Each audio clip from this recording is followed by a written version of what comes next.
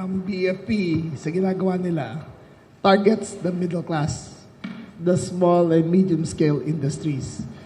Pinipilit nilang bumili ng fire extinguisher, pinipilit nilang magpalagay ng sprinkler. Sa bawat condominium na naikita nyo, sila nangongontrata ng mga sprinkler dyan. Ang nagbabayad, yung middle class. 95% na bumibili ng fire extinguisher ay malilit na negosyo. Pero ngayon, na-uncover namin ang na 12 opisyal ng BFP ay sinampahan namin ng 90-day preventive suspension. Sa BFP Region 8, 4 na opisyal mula sa BFP, Fire Superintendent hanggang Chief Superintendent ang naharap sa kaso. Lahat sila ay member ng Human Resource Merit Selection and Promotions Board at ginawa nilang negosyo ang serbisyo publiko. Para sa isang slot, makapasok lang sa BFP, 400,000 hanggang 800,000 ang bawat aplikante. 4 sila ay suspended pending administrative leave. Papakita namin sa inyo ang transcript. Brian, yung transcript ng ano, dyan ba? Wala pa. Ito yung makikita yung transcript ni... Ikaw mo pariwan.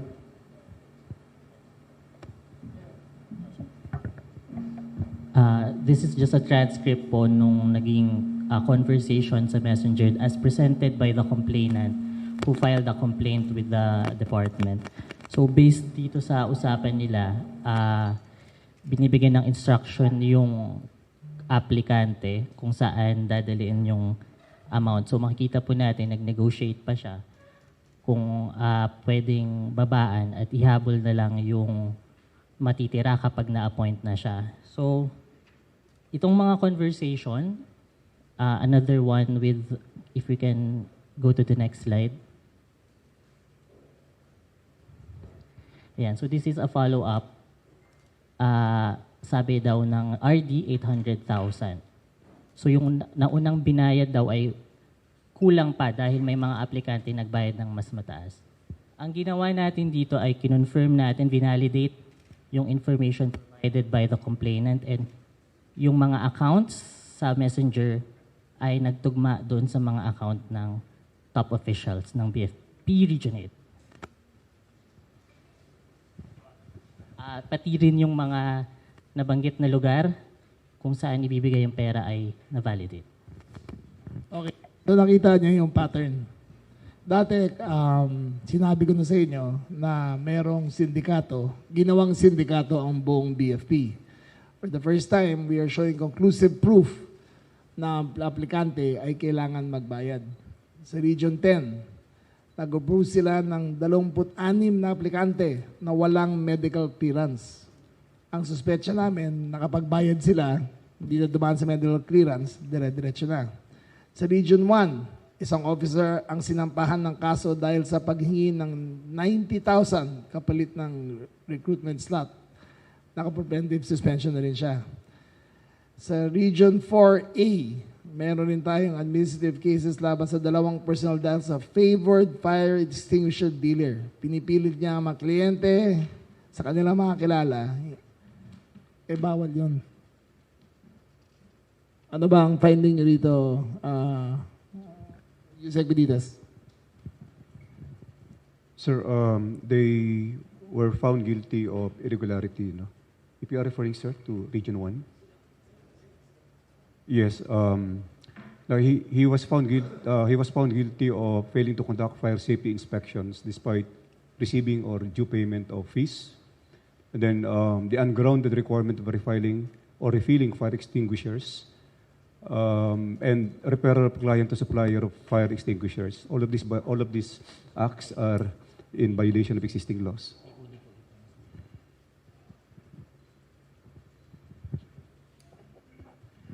To date, 4 complaint nang nakuha namin, 21 ang naka-refer na sa CIDG for case build-up.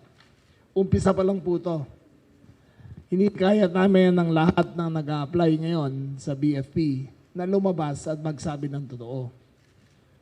ito yung nakikita nyo yung systematic corruption. Yung mga bata, naghahangad yan na magtrabaho. Pero sa ginagawa nila, kung papasok pa lang, corruption na. Di hanggang taas, corruption na rin yan.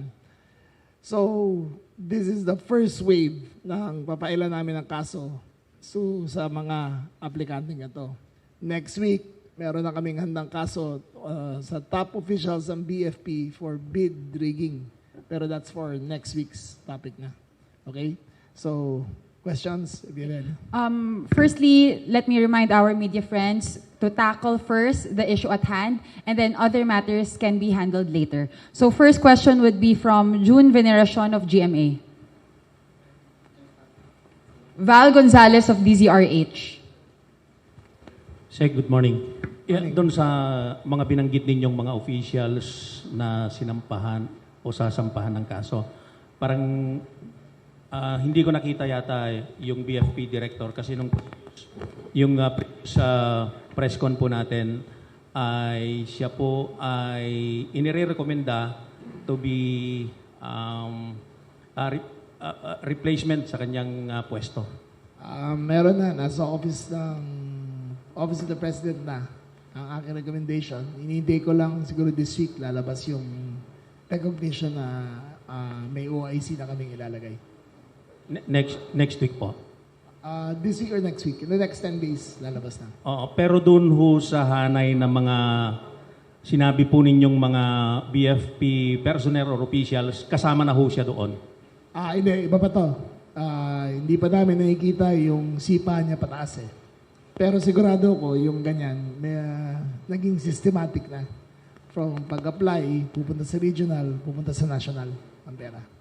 Sa class na lang, pakilinaw nga ho yung laman ng rekomendasyon ninyo o kung ano yung status po niya. Siya ay papalitan lang sa And serbisyo? charges will be filed. Tapos maghanap na kami ng bagong fire chief. Of what charges po ulit? Next week yun, lalabas na namin yung evidence. Lahat ng evidence namin na kalukuhan sa loob ng BFP, top personnel, top management. Thank you, Sec. Karen De Guzman of ABS-CBN. Good morning po. Sir, lilinawin ko lang po, ilang regions po itong pinag-uusapan po natin na nauna na pong na-file ng mga reklamo? For the initial round of cases, as you have seen, there are 4 regions involved. But we have said, there are 40 at up to 40 cases already filed with the department that are still ongoing, that have ongoing verification and fact-finding investigation. So ito pa lang yung umpisa dahil nauna na itong mga reklamo na ito. But as we have seen from all those 40 complaints, it appears na itong slot for sale scheme ay buong Pilipinas. So ngayon, ito pa lang yung nauna dahil nabuo na yung mga facts at meron tayong complainant that came forward to divulge this information. Pero sa the rest ng mga regions, we are still undertaking further investigation. And that's why the Secretary is also encouraging everyone na may information to come out dahil yun din yung nagiging problema dahil kulang tayo sa information na personal knowledge from the persons affected. So ito lang yung nauna, 4. Thank you. Thank you po.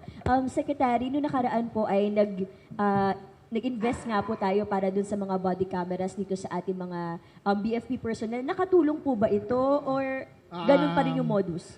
Ang feedback, ang ginawa nila, yung first week na ginawa, nauuna yung dealer ng fire extinguisher bago dumating yung BFP.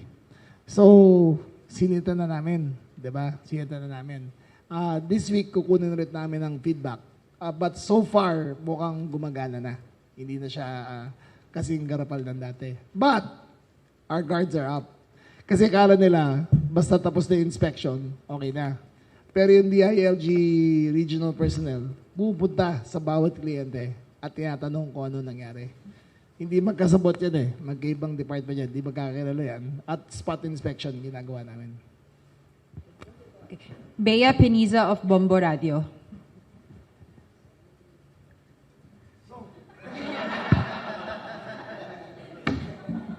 Sir, good morning. Sir, totoo na to. Sir, first question sir, first time po ba nangyari to, sir? First time po bang Hindi. nangyari to?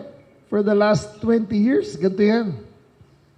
For the last 20 years, ganito ang sistema sa BFP. Wala lang pumapansin. Pero sumobra na eh. Natuklasan ko lang to, kasi yung sarili naming opisina sa bahay ng nanay ko, may maliit na negosyo kami. Biniktima nila. Clinic ng misis ko sa Asian Hospital, biniktima nila. Doon ko lang nalaman, ano ba yung racket na yan, di ba? Kaya inungkat ko ng inungkat. Kaya nakita ko kung ano na sistema sa buong BFP. So sir, gano'ng kalayo yung iba-backtrack natin para ma-sure natin kung kailan talaga pinaka nag-start? Well, so far yung current, lahat na nakaupo, in-inspection namin. Pero yung back nila, in-inspect namin from 2016 hanggang ngayon. 10 years. 10 years, ha? 2018 hanggang ngayon, in-inspect namin. So possible, sir, na yung mga nauna nating sinabi dun sa unang press ko natin na masasampahan is posible po siyang madagdagan since marami For po sure. ata 20 years ago po nag-start, no? Mas marami to, maraming makakasuhan dito. Sir, kanina meron po tayong natanggap na dun po sa slide, base po sa slide, meron pong 40 complaints and 21 po yung nasa CIDG. Sir, how about po yung natira doon sa 40? Ano pong update regarding doon? Kailan po siya mapaprocess, sir? Thank you. The complaints we're receiving vary in the degree of information that they contain. So, necessarily kailangan ng verification muna kasi hindi naman lahat ng complaint ay may sapat na panggagalingan para mag-proceed. So, the rest are still under verification. Yung iba, kino-communicate pa namin yung mga complainant to provide further information. So, nandun yung iba. The rest, we have endorsed to CIDG for fact-finding. Thank you. Secretary, gaano kalaki po yung tinitignan nating halaga ng scheme na ito na talamak sa loob ng BFP, sir? Tingin namin 15 billion a year ang enterprise sa loob ng kasama yan yung fire inspection fees, pagbili ng fire extinguisher, applicant, yung hindi sila magpapatay ng sunog hanggang bigyan sila na may-ari ng bahay. Lahat yan, iniimbestigahan namin. Thank you, Secretary. Okay. Third, Ann Malonzo of Sunstar. Secretary, good morning po. Sir, itong doon ako sa slot for sale scheme, gaano nakatagal ito na may mga ganitong activities? We think 20 years. 20 years years. ang ganyan. Sir, nabilang nyo na or meron na kayong data, ilang BFP personnel ang nakapasok sa BFP dahil sa pagbili ng slot? Very good question. Wala na kasi nga amin eh. Lahat sila senior officers na. Di ba? Pero may ibang nag-confide sa akin na ganun nangyari. And that's almost impossible to prove. However, what we cannot prove in the past, we can prove in the present. Kaya ito, what we want to do is put a stop finally sa yung recruitment scam na ginagawa nila. Sa kayo nakakarinig, nag-a-apply ng trabaho, magbabayad ng 800,000. Anong gagawin ng aplikante yan? Pag basta maging fireman na, di magnanakaw din yan, di ba? We have to break the culture of corruption inside the BFP. Enough is enough. Okay. Sir, itong 4 regions, yung 4 na suspended na sinabi nyo kanina, this came from the 4 regions or sa region 8 lang po? The 4 officials are in BFP Region 8. The other officials, yes, sir. Ayun, para makuha niyo yung pangalan. Hindi, sabihin mo na ngayon ang pangalan. Para malaman The nila. BFP Region 8 top officials who were issued preventive suspension by the department are Fire Chief Superintendent Adel De Paz Bautista, he's the former regional director in BFP Region 8. Fire Senior Superintendent Joselito S. Sabandal, Fire Senior Superintendent Randy Mendaros, and Fire Superintendent Doroteos Mocoro. These are individuals involved in the recruitment in the BFP Region 8. Sir, yung from other regions po, ilan kayong tinitignan natin na pwedeng masuspend or makasuhan din? As provided earlier, in the Region 10 BFP, there are 6 officials who were issued formal charges, so ongoing in administrative proceedings ito. Sa BFP Region 1, there is 1 fire officer, and for BFP Region 4A in Silang, Cavite, 2 officials or employees have pending preliminary investigation. So, Thank you, sir. We will be providing later our friends from the media a press briefer for this. So last question for the BFP matter would be Mr. June Veneracion, and then we proceed with other matters. Sir June? Sir, quick follow-up lang dun sa sinabi nyo. Narinig namin dati yung kwento about yung pamangkin nyo. Yung pamangkin nyo. Tapos ngayon, narinig namin pati yung misis nyo. Pwede nga pong pakikwento. Pati misis ko, ang clinic na misis ko ay 30 square meters. Ang ni-require sa kanya, 3 fire extinguisher. 30 square meters. Kasi 3 kwarto yun na isa kung saan siya nag-clinic. Bawat may pintuan, may fire extinguisher. Pero may sprinkler na yung building, May sprinkler na yung building, pero nire-require pa rin nila ng fire extinguisher. Ganong kagarapal. Alam nila, asawa ko yun. Pangalan ko na, Doktora Remulyo nakalagay rin Na, biktima pa rin siya. Ngayon na yan, sir? Kailan yan, sir? Secretary na ako. Dito ka na? Oo, secretary na ako. Walang sinasanto mga yan. Lahat talaga. Kita niyo mga condo na lahat dyan, mga developers, lahat yan, angal sa akin. Lahat. Sila gagawa ng sprinklers, 2 times 2 ang cost.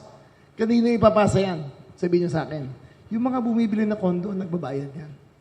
Sino bumibili ng condo, umuutang sila ng 25 years para bayaran ng 24 square meters. Kargado sa BFP yan. In the end, the consumer loses. Sila nagbabayad dito. Ano kala nyo? Yung may-ari ng negosyo? Magbabayad? Hindi. Pinapasa niya yan. Yung mga condo na titirahan. Tanong nyo sa mga homeowners association ng mga condominium, ilan dyan na may angal tungkol sa fire extinguisher? Taon-taon, binibiktima sila. We have to put a stop to this. Saan nga po yung clinic to? Sa Muntinlupa. Muntinlupa. Sir, paano na yun? Naka-plaster na nga yung apelido nyo doon. Paano Wala nga ibang apelido They do not care. They do not care. And I don't want special treatment for my family. I don't want special treatment. Pero kaya ko lang nalaman to, kasi ginagawa nilang, parang normal na lang. Tatanggapin nila lahat. I can't take this sitting down. Hindi ko kaya. Sobra na talaga sila. Philstar, please, want to pass? Sir, just to clarify, yung na-determine na ba natin kung usually magkano yung cut nung regional director? Diyan sa scheme na yan. I would think kung yung 800,000, 50% sa regional director dyan, tapos yung iba sipa na pataas.